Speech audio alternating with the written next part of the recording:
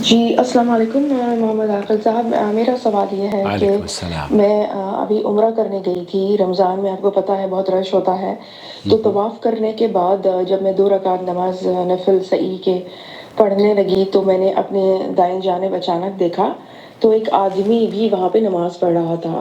تو وہاں پر وہ ویسے اور کہیں بھی جگہ جا سکتا تھا، مگر پھر میں نے اس کو ٹوکنا کوئی مطلب مناسب نہیں سمجھا۔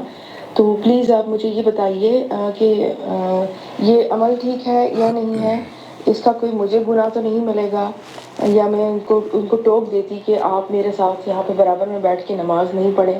مرد اور عورت کی نماز جائز نہیں ہے ایک ساتھ اس طرح، خاص طور پر وہ مرد میرا محرم بھی نہیں تھا۔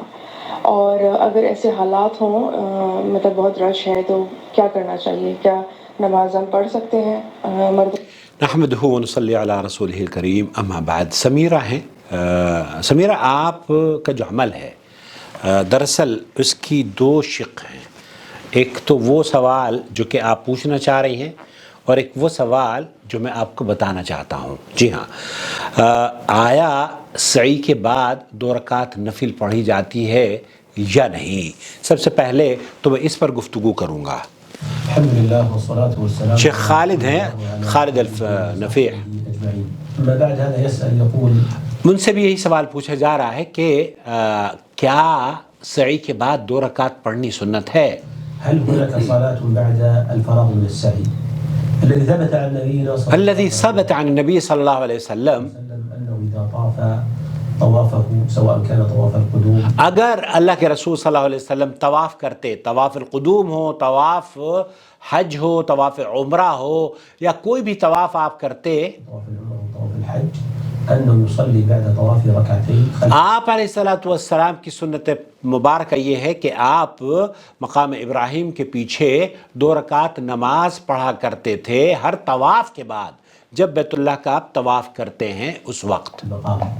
وأما بعد السعي اما بعد السعی، سعی کے بعد جب صفا مروہ سے آپ گزرتے ہیں، فلم يثبت عن النبي صلى الله فلم يثبت عن النبی صلی اللہ علیہ وسلم، پھر یہ اللہ کے رسول صلی اللہ علیہ وسلم سے ثابت نہیں ہیں عليه وسلم أنه صلى بعد سعيه ركعتين. انہو صلی بعد سعیہ رکعتین، تو آپ علیہ الصلوۃ والسلام نے سعی کے بعد 2 رکعت نماز نفل پڑھی ہو، یہ کسی صحیح سند کے ساتھ ثابت نہیں ہے۔ جو روایتیں پیش کی جاتی ہے، ایک روایت ہے جس کے بارے میں یہ کہا جاتا ہے کہ وہ طواف کے بعد آپ علیہ الصلوۃ والسلام نے طواف کے بعد 7 کے بعد سعی 7 طواف کے بعد آپ نے رکعتین 2 رکعت نفل پڑھے، تو وہاں جو لوگ یہ کہتے ہیں کہ یہ سعی ہے وہ درست نہیں ہے۔ سعی کے بعد اللہ کے رسول صلی اللہ علیہ وسلم نے نمازیں نہیں پڑھی ہیں۔ ولم يفعله أيضا أصحابه ولم يفعله أيضا، حتیٰ کہ آپ کے صحابہ نے بھی اس طرح عمل نہیں کیا۔ رضي الله تعالى عنهم. وعلى هذا نقول لا يشرع للمسلم اور اس کی بنیاد پر ہم یہ کہیں گے کہ مسلمان کے لیے جائز نہیں ہے کہ وہ صلاۃ 2 رکعت نماز سعی کے بعد پڑھیں۔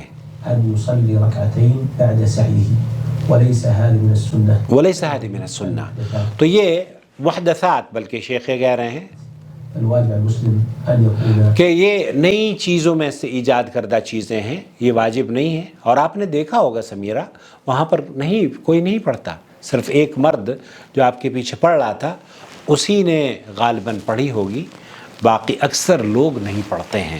تو چلیے، اللہ کا شکر ہے کہ اس کا آج آپ کو علم ہو گیا، اور مجھے امید ہے کہ بہت سارے لوگوں کو اس بات کا پتہ نہیں ہوگا، آج پتہ چل گیا ہوگا۔ پلیز اپنے رائے کو ہمیں بتائیے گا کمنٹس میں کہ آپ کو اس موقف کا یا اس مسئلے کا پتہ تھا، اگر نہیں پتہ تھا تب بھی لکھیے گا، اور پتہ تھا تب بھی لکھیے گا۔ اور یہ چینل اگر آپ کی علمی پیاس بجھا رہا ہے تو اس چینل کو رمضان المبارک کے ان بابرکت ایام میں سپورٹ کریں، اس کے ممبر بن جائیں، جوائن ممبرشپ کے ذریعے اسے مستحکم کرنے کی کوشش کریں۔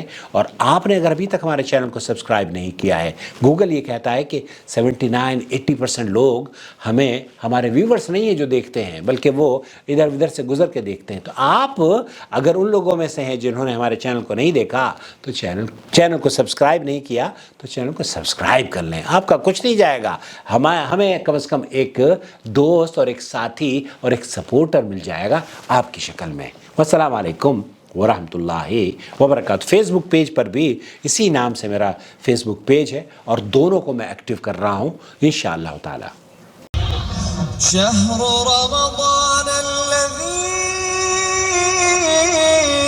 أنزل فيه القرآن هدى للناس وبينات من الهدى والفرقان